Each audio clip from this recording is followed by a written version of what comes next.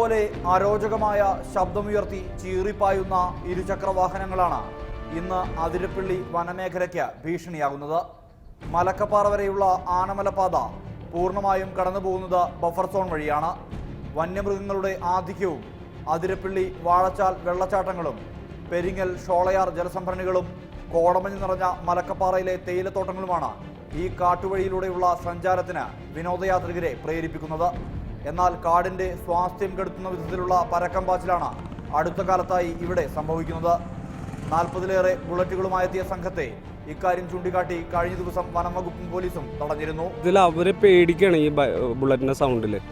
ബുള്ളറ്റാണ് ഏറ്റവും കൂടുതൽ ഇപ്പോൾ ഇവിടെ നമുക്ക് ശരിക്കും പറഞ്ഞ ഒരു ശല്യം തന്നെയാണ്. ശരിക്കും വല്ലാതെ ഓപ്പൺ ചെയ്ത് വെച്ചിട്ടുള്ള സൈലൻസറും അങ്ങനെയുള്ള കാര്യങ്ങൾ.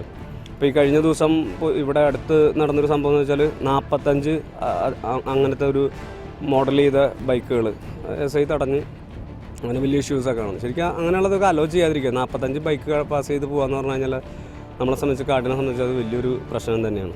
വാഹനാപകടങ്ങളും ഈ മേഖലയിൽ തുടർച്ചയാണ്. മണിക്കൂറിൽ 30 കിലോമീറ്റർ പരിധിയാണ് വനപാതയിൽ നിശ്ചയിച്ചിരിക്കുന്നത്. എന്നാൽ ഇതെല്ലാം കാറ്റിൽ പറത്തിയാണ് വാഹനങ്ങളുടെ സഞ്ചാരം.